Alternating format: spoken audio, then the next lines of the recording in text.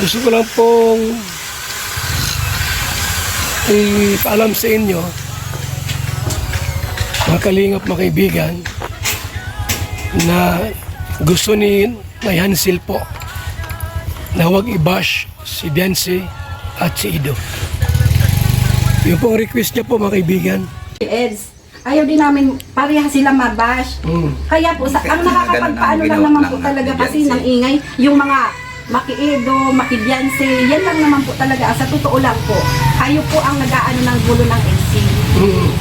Sana hati po. Tapos kung ano-ano na po paratang ang mga inaano nyo kay Biancy, sobra na po kayo. Huwag niyo pong i-content ito, huwag niyo pong reaksyonan. Pag-iusap po. Yan po talaga, wag nang... Kamusta po yung ano, hindi kasi nanay. Ito na po talaga Hindi ang po nakakaalam kasi po bilang ina, bilang magulang. Ramdam ko po ang sakit ng anak ko. Kahit pa sabihin na walang nangyaring... Lagi ba siya umiiyak si Siyempre, mas Biancy? para sa amin, ano pala kung ano. Bakit siya umiiyak? Dahil anong dahilan doon? Mahal niya si Ido? Hindi po. Sisilos ba siya o ano? Na ano na po siya sa ano sa mga Mga nangyayari. Mga bashers. Wala siya manood? Talaga siya. Magbasa sa mga ano? Kasi yung anak ko ngayon sobrang nakakita. Kahit nga naman po hindi nanonood, ay may nachat pa sa kanyang mga ano ni Sa totoo Ido. lang, Kuya Bal, May nag-chat ng mga sino? Ay, hindi.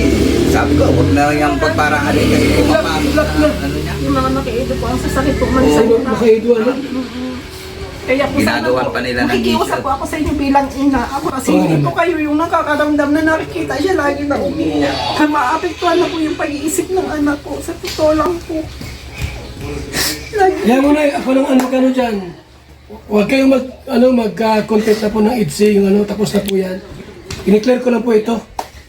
Para matapos na itong problema Wala na ito. talagang ano kasi kakasawa na din para Ilang request ni ano ha?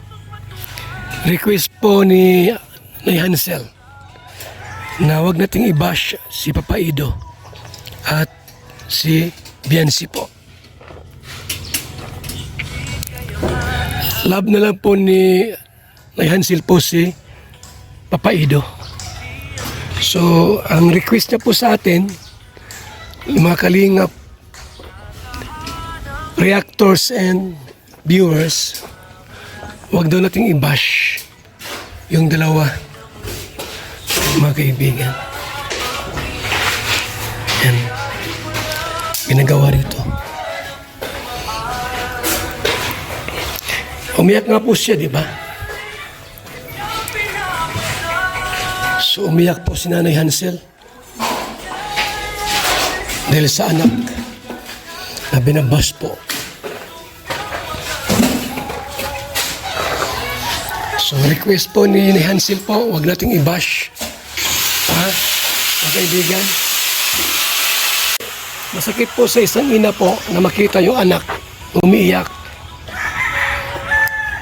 Bilang isang ina po, siyempre, masakit po yon sa kanya na yung anak niya po binabash. So, request niya po na huwag na po nating i-bash si Biancy. Pati si Ido po. Kaya nga po, ang ginawa natin, stop reaction na po kina Ido. Stop reaction kina Biancy. Kasi binabas nga po sila sa mga content at reaction video. May mga maka-Ido, may mga maka-Biancy kayo kasi mga kaibigan sila po ay nagmambash. Kaya sabi nung ina, baka naman po wag nang i-content at wag nang i-bash si Ido at Biancy. Magandang hangarin po nung ina po, mga kalingap.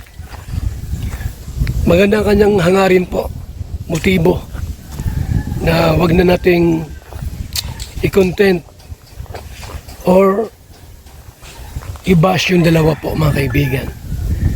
Si Ido, higit sa lahat si Biancy. Kasi nag-eskwela po yan. Tapos, may mga classmates po yan.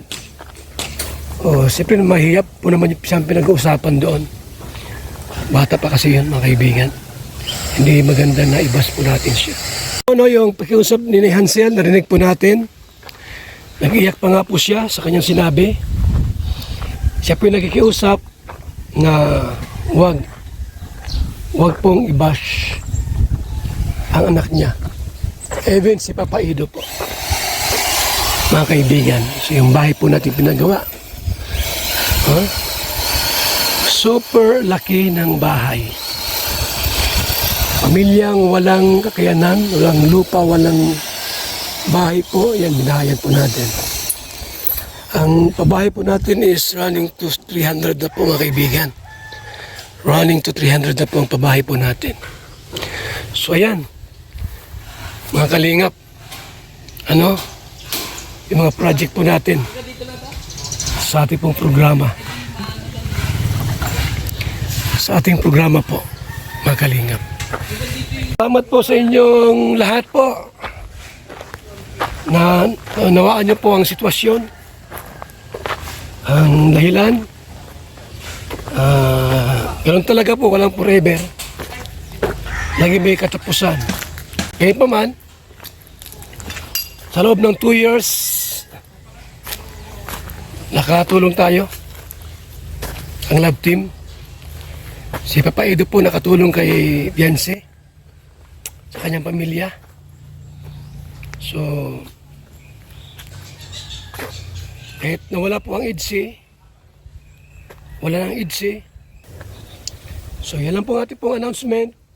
At pagkiusap sa inyo, na sana po, huwag nang i-bash si Ido at si Beyonce. So, yan lang po mga kalingap. Maraming salamat po sa inyong walang sawang suporta sa ating programang Pagtulong Paglingap sa kababayan. Mabuhay! God bless! And Kalingap Kape, napakasarap, nagpapagaling sa mga taong may sakit.